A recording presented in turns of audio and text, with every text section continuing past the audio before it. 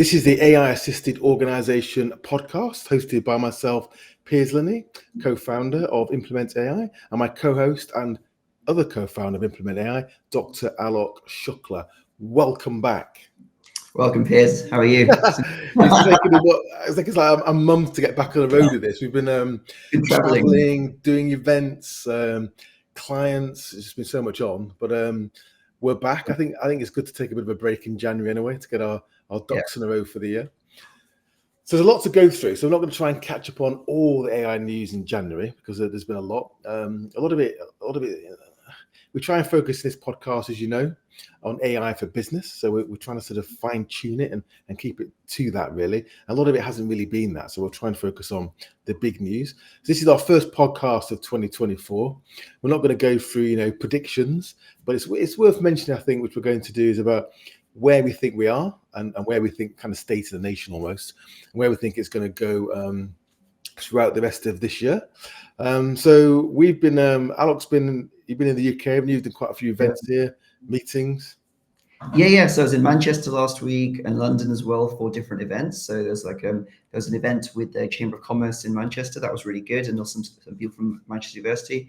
And then in London, at a financial advisors conference from Schroders, that was really good as well. So overall, so many conversations with different either academics or business owners, and the implications of doing AI. And it was a hot topic. I mean, everywhere it's a hot topic. It is the topic, basically, right? And I think there's so many things going on, and what was really helpful in the feedback from what we were presenting was because we talk about the systems and the frameworks and AI as a whole, not specific necessarily technologies or specific tools, but how to approach it as a whole. It was very positive, and people felt there's lots of actionable information. And absolutely, it's just great to engage with people and hearing about their plans, because there's so many entrepreneurs trying to do some interesting things, and that's really cool. I mean, this is the key thing that we're learning, really. If you look at our business, or what is it? What's the intellectual property? What's the know-how? It's actually working with small and medium-sized enterprises. And our clients range from $1 million in revenue in some cases. So I think our largest clients are 400 million and kind of everything in between. But it's learning what are the pain points, how are organizations thinking about this? At what pace do they want to think about implementing AI? How do they implement AI? And that's what we're learning. So we did. It's the human parts as well as the technology parts. Yeah. You need both of them to happen in tandem. And people sometimes underestimate this just technology thing, but it's also a human thing about, setting the leadership goals, setting the vision, explaining where people are going to be brought along, and also how we're going to do things differently in policies, and not just policies from a legal perspective, but policies from a kind of humanistic perspective about how things will be done. And I think you've got to look at those things, because essentially AI provides digital labor. And if you want to integrate that digital labor into your workforce, you need to adapt both parts of it, your technology and also the people. It's kind of top down. We tend to find champions in business, or the business owner, but also leveling up, senior leadership teams. Yep. We're having a huge push this year on training, because we've kind of realized, actually, working with our clients, that training is the first core thing you have to do in terms of implementing AI. No point giving people super powerful tools if they don't know how to use them, because they're not going to extract the value that can be extracted from those tools. So that's something we're really, really focusing on. Yeah. AI sort of what we call boardroom briefings, working with senior leadership, level everybody up so they can have a conversation. So there isn't that kind of asymmetry of information in the room. Yeah, exactly. I heard several times from senior people in different organizations. They said that look, we tend to have one person who's super enthusiastic about it, and the other people are just blocking it because they don't know enough about it, and they don't want. There's always power struggles where different departments are having their own responsibilities, their own visions, their own roadmaps. And the thing is, sometimes AI affects all the divisions. It's not just for one area. It's not just the CTO suite or the information suite. It's for everybody. So a very core important thing is actually getting everyone to a common understanding, so you can have a common conversation together. And we've had several inquiries already for that, literally just to ensure that the boardroom and the senior leadership are on the same page, and they can understand the opportunities clearly, so then they can have the conversations together about, where we're going to go. Because most companies' planning cycles tend to be quite long and quite far in advance. But with this, you have to almost condense it but you still have to go through a process for that, basically. And that's why we have these programs we're going to talk about. This is our intro, so it just shows you how long it's been since we've done one of these. But one of the things we found that working with one of our clients is kind of onion rings almost, where the core is quite hard to move, especially when it's regulated, but that's going to happen over time. But out of the sort of the extremities, really, where there is less risk, you can be more innovative, you can find that AI can make a massive difference. So what we started doing is we've done live events. Aalok mentioned we did one with the Chamber of Commerce in Manchester quite recently. We actually did our own live event, like a webinar. It was an hour long. If you sign up as an AI insider on one of our newsletters, we're going to sort of send out the link. You can still access it for a period of time. It won't be forever because these things kind of change as things date over time. The technology evolves. But the theme this week, our first podcast of 2024, is going to be a bit about just, state of the nation, just quickly.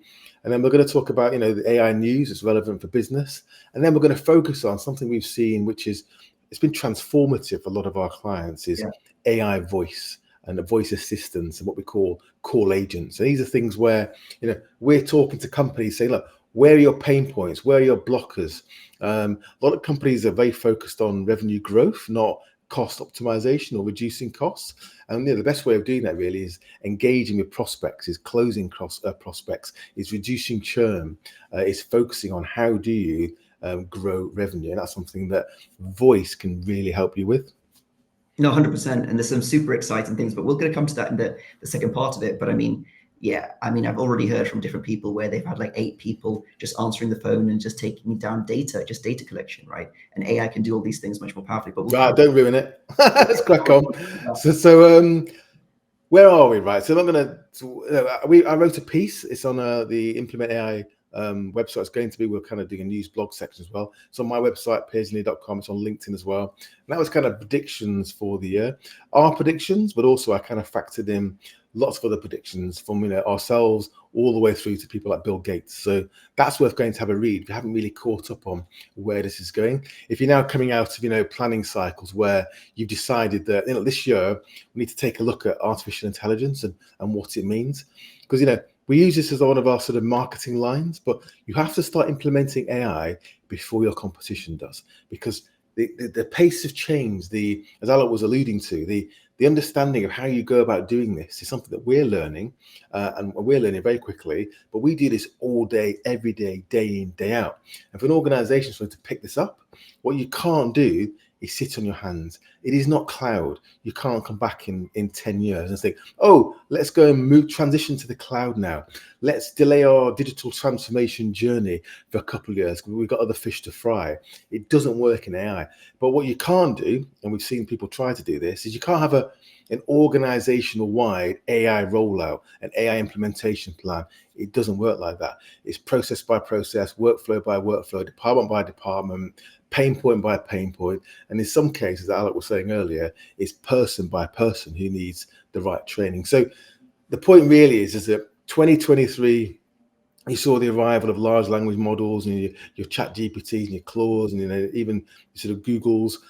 2024 is when you're going to see artificial intelligence go mainstream. And actually, we're nearing the end of January, and we're already seeing that in many places. It's going mainstream in geopolitics, in large organizations, the news. People don't quite know how yet, but it's going to become something that every organization needs to think about and needs to be planning for some implementation of AI at some level. Yeah, 100%.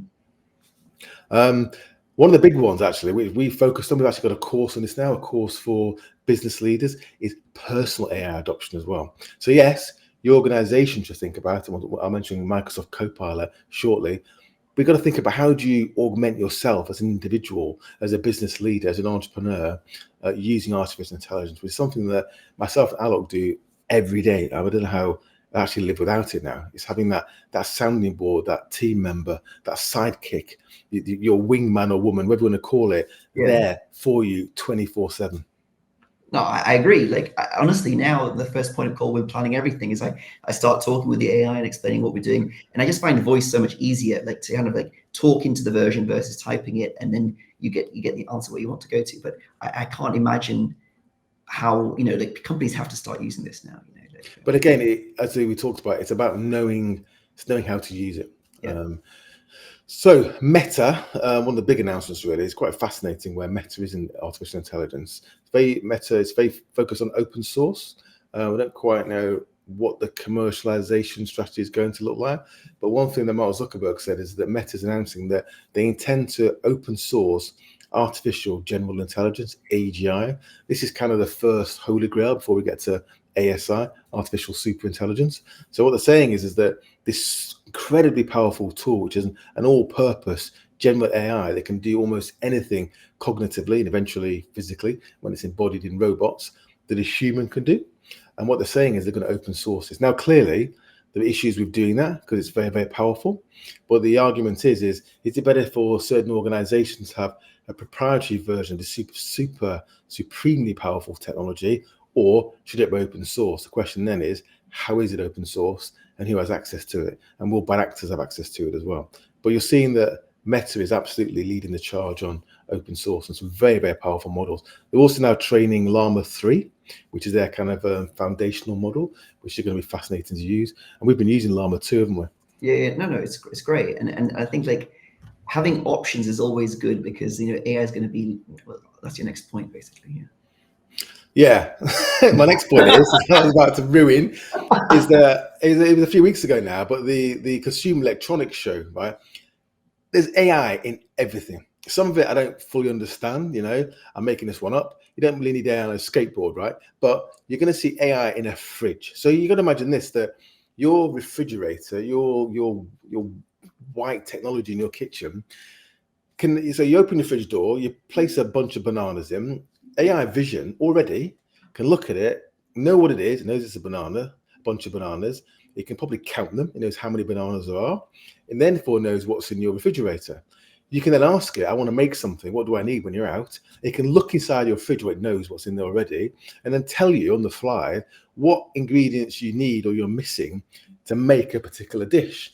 And that could be aligned with some kind of a diet or, I don't know, food protocol you come up with by using a GPT as well, or a chatbot, or chat GPT, for example. AI is going to be in everything. So Samsung TVs, you're now seeing that these small local models are going to be running inside Samsung's next generation of phones. Literally, there isn't going to be any, that kind of, there was a thing called Rabbit Launch as well, which is kind of I've actually ordered one. I think it's going to arrive in March, apparently, probably out of date by then. But that combination of hardware, quite simple hardware, it's basically, it can run a model locally and it can see, it's got a camera, that's all it really does. Then it talks to a model to do it all for its intelligence and knowledge it needs to work. Hardware and large language models are being fused. So you literally, by the end of this year, you won't be able to buy anything that hasn't got some AI badge slapped on the side of it.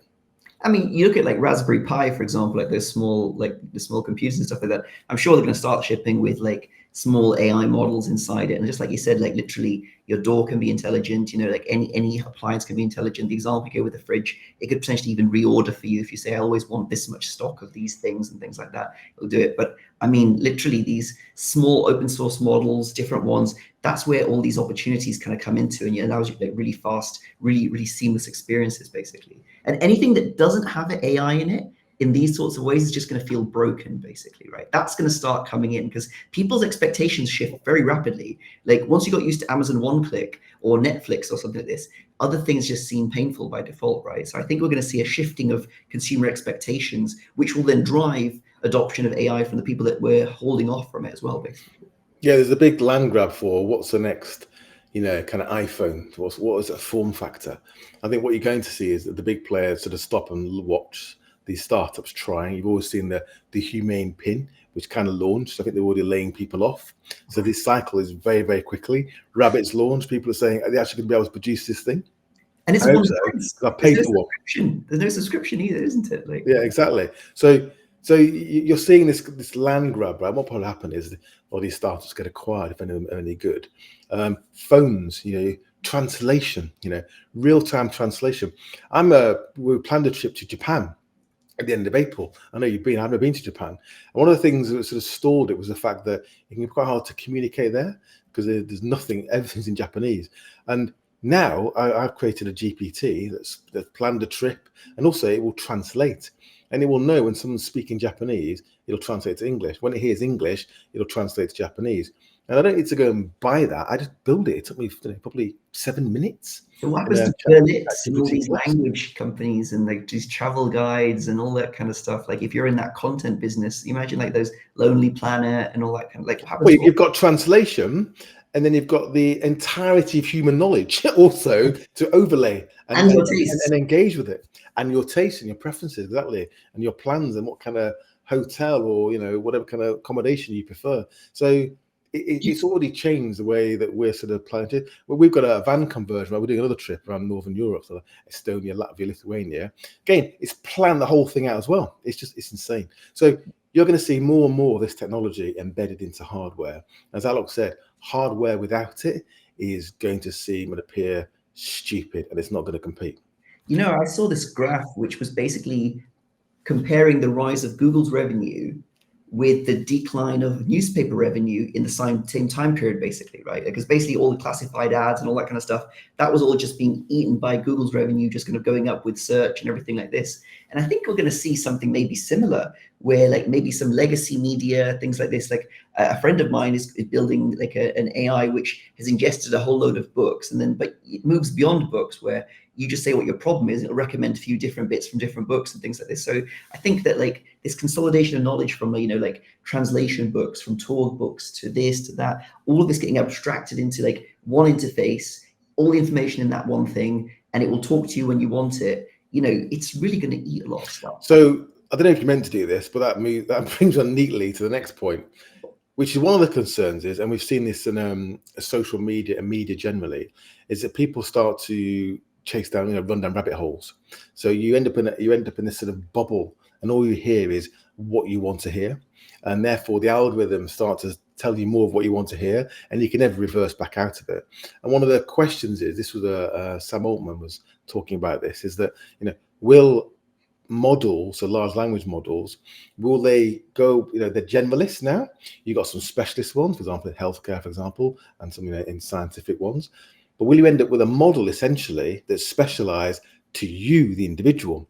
So imagine this problem you've got with media bubbles, that your entire existence, everything you do, even your refrigerator, is now going to know who you are, what interests you, what you want to see, what you want to hear, and therefore it encapsulate you in an even more robust sealed unit. Wow. Which could be actually quite dangerous. So yeah, I don't think that's a good thing necessarily. I think the good thing about what's been refreshing about AI is like it reopens you up to different points of view, and because it's like not a persona, you can't like attack it for having the wrong view, essentially. So I think, well, that's the upside of it. But people always, we've seen it happen in media. So this is something that, again, this is why open sourcing AGI, having models that people can actually build around themselves personally, and and some people have some pretty horrific ideas. What's going to happen? That's why you need safety. It's quite important. Something we touch on now and then. Now, we had Davos as well. So you saw there that the IMF says that 60% of US jobs could be impacted by AI, so are not impacted in a good way. So there is there's a curve, right? I think it's going to peak at some point where, as we sort of drive up to it, there's going to be huge opportunity for people that grasp AI, they embrace it, they implement it in their businesses. And there'll come a point where AGI, or particularly good general AI and robotics, it does start to eat into the number of humans that need to be employed around the world. We're nowhere near that yet, but it is coming, and all the research shows that. So I think 50% of CEOs think that the people that work for them, their jobs, their roles, are going to be threatened or fundamentally changed. But 68% of US CEOs think that general AI, so generative AI, will increase productivity by 50%. And 44% expect generative AI will provide a net increase in profit. Only 3% of US CEOs think that generative AI is going to result in a decrease in profitability. So that tells you something about the kind of the optimism, the need, the optimism, but also the economic impetus to actually implement this technology. You're going to see more and more of it. So that was kind of Davos. So that's what came out of there in terms of AI. Lots of us about safety, obviously. And moving on, the other big news really is, I don't know if you've played with it, if you're a ChatGPT Plus custom or Claude, or you're seeing Google Gemini Ultra coming soon, you should be going back to using it for your sort of personal needs, is the Chat GPT Plus store, where you can create GPTs. So essentially, imagine Chat GPT. If you're a Plus customer, there's a thing called custom instruction, where you can go and give it context about who you are, how you want it to respond to you. So every time you start prompting, you haven't got to give all that context and background, repeat yourself over and over again.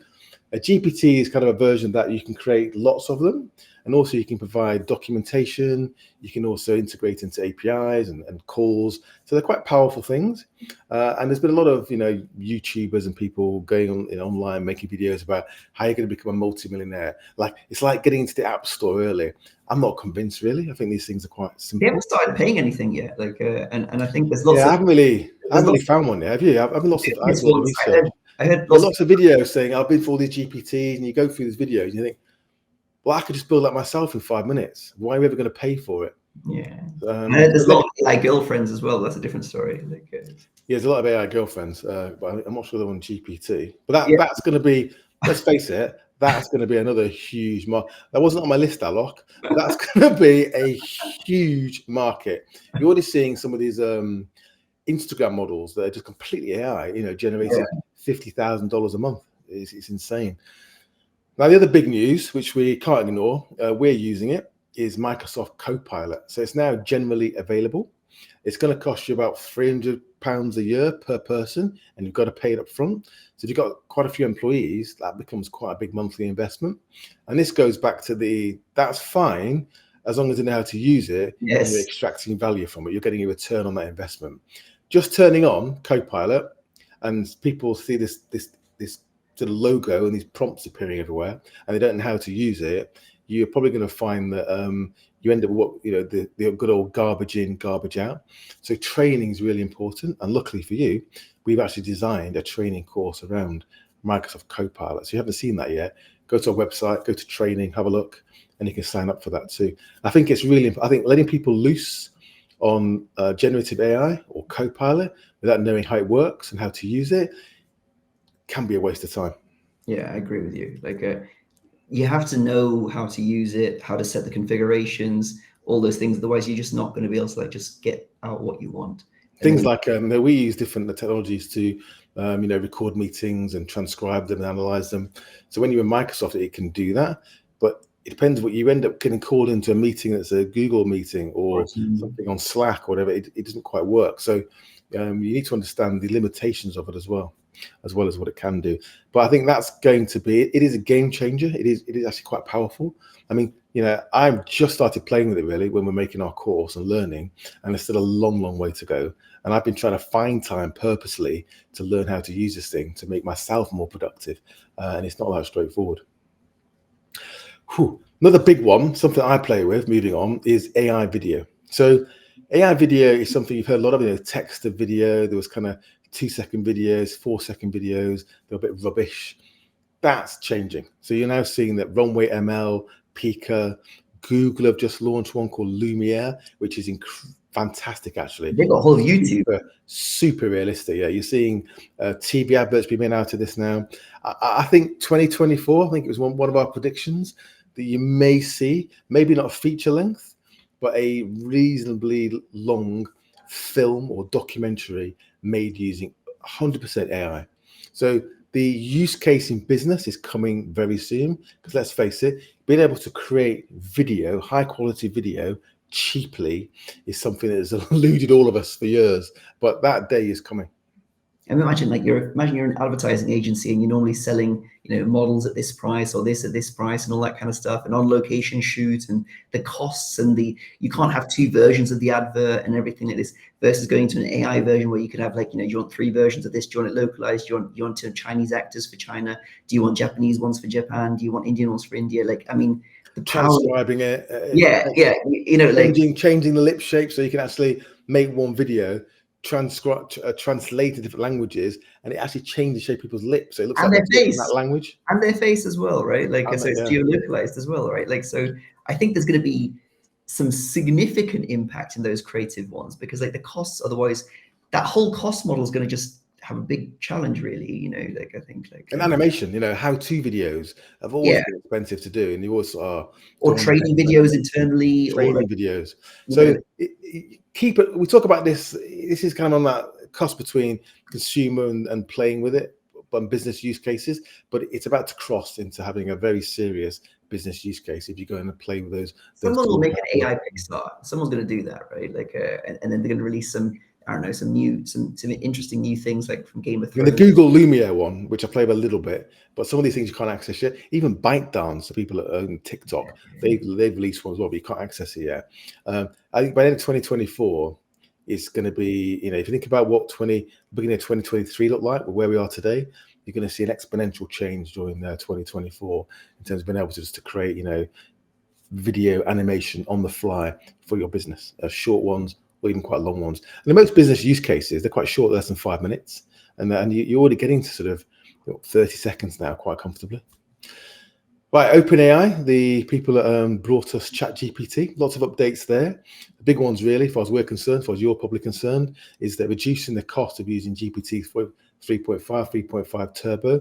That's sort of model that I have to say is a lot faster if you're using it to GPT-4. A lot of the things that we do, we tend to use 3.5 because of its speed and also its cost as well. So you're seeing prices come down as the capability is going up, which is a good thing for all of us.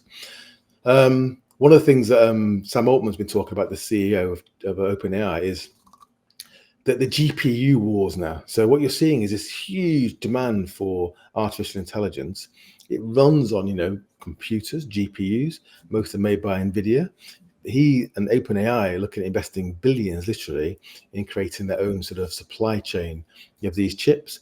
You're seeing that the US government brought in an executive order by President Biden to create fabs in the US, because they all tend to be places like Taiwan, which there is a sort of geopolitical risk. So AI and the infrastructure you need to run it is now it's driving geopolitical decisions about relationships, about where you place your soldiers, who you can invest with and we can't invest with, and like all that stuff, isn't it?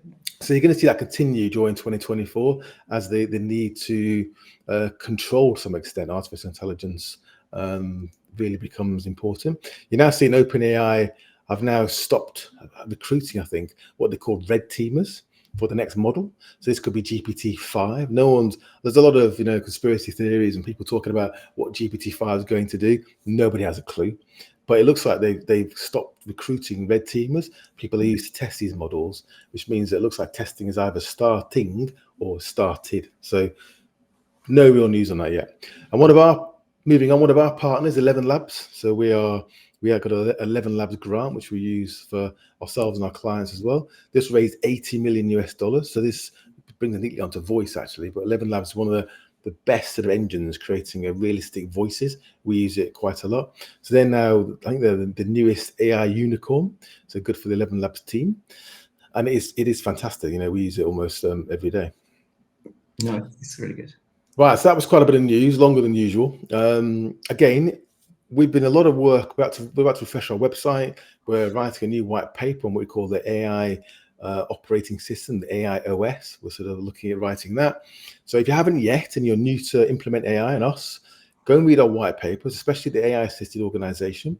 There's actually, hopefully you can see on the screen, a QR code to go and download our AI toolkit, and that's one of the documents that's in there. So just scan that and go and download that. You also get our AI agent white paper as well. We have a weekly newsletter, the AI Insider, which is going to kick off again sort of this week. We're again updating that to make it more thematic, make it more useful, make it more relevant to implementing AI in your business. And the big one we've mentioned, the big push, is AI training. What we've realized is that you can't really progress with implementing artificial intelligence until the people that you want to use it actually know how it works and how to use it. You're kind of wasting your time, really. So we've got fundamental courses, foundational courses, prompt engineering, AI fundamentals, content creation, AI for business leaders. So they're kind of £500 each plus VAT. We're doing a pack of 3 with a 10% discount. And that's got the core, so AI fundamentals, content creation, and prompt engineering. built in, and also our Microsoft Copilot course as well. So there's lots more. We go all the way down to quite advanced AI for larger enterprise, like innovation and product design. But I would say those four, including Copilot, if you're a Microsoft 365 customer, are the key ones to go and think of and maybe make use of that special offer. AI Activate. So this is our main program we're rolling out. We've already signed up probably 10 of these at the beginning of the year already in January. So this is the first step into implementing AI in your business. So go and look at our website. You can download an overview. There's actually a page explaining what it is, what the program looks like, policy, governance, training, automating workflows, how you implement voice in your business, for example. And then looking at how do you then, at the end of the program, is 60 days, how do you then map out an implementation plan for AI across your whole business? Anything else, Aalok?